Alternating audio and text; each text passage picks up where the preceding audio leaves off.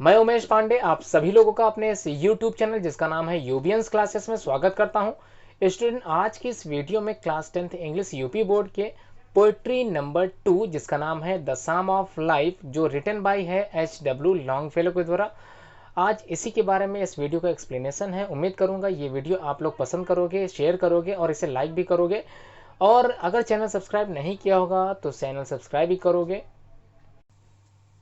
Hello student, आज second chapter जिसका नाम है द साम ऑफ लाइफ, जो कि रिटन बाय है H.W. लॉन्गफेलो, और इनकी जो जीवन काल है वो 1807 से लेके 1882 तक जीवन काल चला था।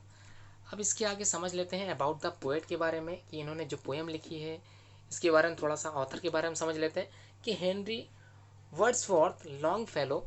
कभी कभी जो शॉर्ट नेम लिखते हैं H.W. लॉन्गफेलो, तो इनका फुल फॉर्म जो था, पूरा नाम था, ये अपना पूरा नाम लिखते थे Henry Wordsworth Longfellow was born at Portland, जो कि यूएसए में है। कब पैदा हुए थे? 1807 में हुए थे। He was educated at Bowdoin and the Harvard University से पढ़े हुए थे।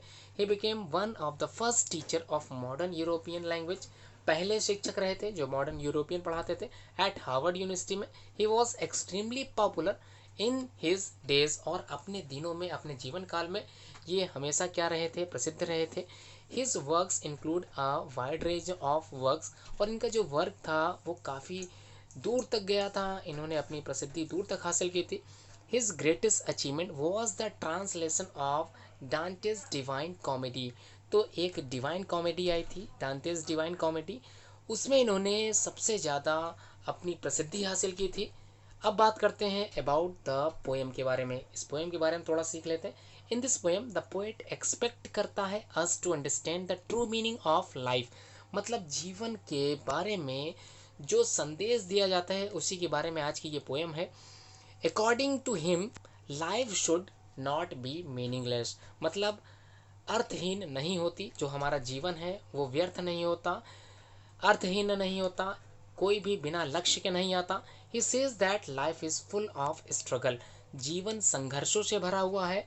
And each of one us should have the courage of face courage to face them, और सभी में एक साहस होना चाहिए, एक धैर्य होना चाहिए इस तरह के संघर्ष को समझने के लिए, संभलने के लिए। ही says that we should keep ourselves busy in useful works to make our lives wholesome, useful and successful, और हम सभी को इतना व्यस्त होना चाहिए कि इसमें हम लोग अपने जो लाइफ्स होती है होलसम होते हैं, यूज़फुल एंड सक्सेसफुल बना सकें। तो आज की वीडियो स्टार्ट करते हैं। मीनिंग सारे एक एक स्टेंजास के समझते हुए आगे बढ़ते हैं। तो यहाँ पर स्टार्टिंग के जो 4 लाइन्स हैं इसको पहले समझ लेते हैं। यहाँ पे कह रहा है, जो पोएट है वो क्या कहना चाहता है? Life is real, life is earnest, and the grave it's it not its goal, dust to art to dust returnest was not spoken of the soul. तो स्टूडेंट, यहाँ पर कवि का क्या आशा है समझ लेते हैं। यहाँ पर कवि ने कहा है लाइफ इज रियल, रियल मतलब वास्तविक है। जीवन क्या है? वास्तविक है, अर्थात यथार्थ है। और कब्र इसकी अंतिम मंजिल नहीं है। ध्यान दें बच्चों, यहाँ ग्रेव का मतलब कब्र से है, और कब्र इसकी अंतिम मंजिल नहीं है। हमेशा ध्यान रखें, जीवन के कुछ लक्ष्य होते हैं, उन्हीं को प्राप्त करने में पूरा जीवन चला जाता है। तो ध्यान दें, लाइफ वास्तविक है, और ये अंतिम जो इसका संदेश होता है वो कब्र नहीं होता, अंतिम जो मार्ग होता है वो कब्र नहीं होता। तो आगे देखते हैं। बाइबल में कहा गया है, तुम अर्थात कोई व्यक्ति मिट्टी से बने हो और अंत में मरने के बाद तुम्हें मिट्टी में ही मिल जाना है। यह कथन मनुष्य की आत्मा के लिए नहीं कहा गया है। ध्यान दें, ये जो शब्द कहे गए हैं, आप लोग पढ़ते हैं, क्या पढ़ते हैं? आप लोगों ने सुना होगा कईयों के मुंह से कि हम लोग सब मिट्टी के बने हुए हैं और अंत में मिट्टी में ही मिल जाएंगे। ये कथन मनुष्य की आत्मा के लिए नहीं बना हुआ है, क्योंकि हमको पता है, क्या पता है कि आत्मा अजर और अमर है, किंतु उसके शरीर के लिए कहा गया है। तो शरीर के लिए कहा गया है। ध्यान दे बच्चों, लाइफ इज रियल होती है और इसका अंतिम क्षण कब्र नहीं होता।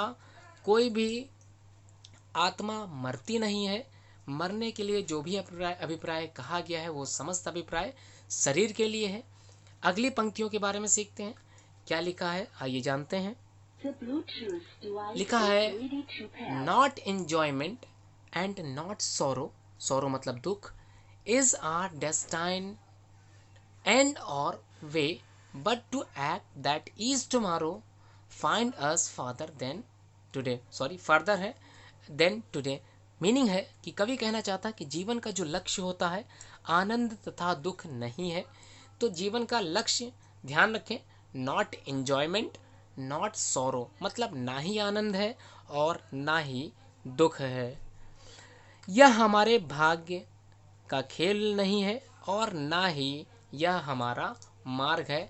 It is our destine and और वे, ना ही ये हमारा भाग्य का खेल और ना ही हमारा मार्ग है, किंतु हमें ऐसा कार्य करते रहना चाहिए जिससे प्रत्येक आगामी दिन पर हम अपने आप को आज से अधिक उन्नतशील पा सकें। तो हम लोग निरंतर क्या करना चाहिए, प्रयास करना चाहिए कि आज से अधिक हमेशा हम लोग क्या कर सकें, क्या पा सकें, उन्नतिशील जीवन पा सकें। अगली पंक्तियों में कवि क्या कहना चाहता है आइए देखते हैं। अगली पंक्तियों में इन द वर्ल्ड्स ब्रॉड, क्या लिखा है समझ लेते हैं। In the world's broad field of battle, battle मतलब युद्ध का मैदान, फील्ड ऑफ बैटल युद्ध का मैदान, in the bivouac of life be not like dumb driven cattle, be a hero in a strife. इसमें स्टूडेंट कवि कहना चाहता है विश्व के संघर्षशील वातावरण तथा जीवन के पड़ाव में हम एक ऐसे मूक पशुओं की तरह व्यवहार नहीं करना चाहिए जो शक्ति द्वारा हाँके गए हों, अर्थात जिस प्रकार से शक्ति के द्वारा पशुओं को हाँक कर आगे भगाया जाता है, बढ़ाया जाता है, बिल्कुल उस तरह हम लोगों को नहीं बनना है, किंतु हमें जीवन के संघर्षपूर्ण कार्य क्षेत्र में वीर पुरुषों की तरह व्यवहार करना चाहिए। इन पंक्तियों का यही आशय था। उम्मीद करता हूँ आप लोग पंक्तियों का आशय समझ रहे होंगे और लाइक वीडियो जरूर करेंगे, शेयर करेंगे, कमेंट करेंगे इस पर, और अगर चैनल सब्सक्राइब नहीं किया होगा तो सबसे पहले इसे सब्सक्राइब करोगे और लेटेस्ट वीडियो पाने के लिए बेल आइकन प्रेस करना बिल्कुल ना भूलें। अंतिम पंक्तियों में कवि क्या कहना चाहता है आइए देखते। Let us then be up and doing with a heart for any fate, still achieving, still pursuing, learn to labor and to wait। इन पंक्तियों में कवि क्या कहना चाह रहा है समझते हैं। लेट अस, ध्यान दें बच्चों, यहाँ पर कवि क्या कह रहा है, let us then be up and doing with a heart for any fate, still achieving, still pursuing, learn to labour and wait. अर्थात अब हमें कार्य करने के लिए प्रयत्नशील हो जाना चाहिए। ध्यान दें बच्चों, लेट अस देन बी, क्या करना है, डूइंग, कार्य करने के लिए हमेशा तैयार हो जाना चाहिए, प्रयत्नशील हो जाने चाहिए, और हमें अपने दिल को कभी भी परिस्थिति का सामना करने के लिए दृढ़ बना लेना चाहिए।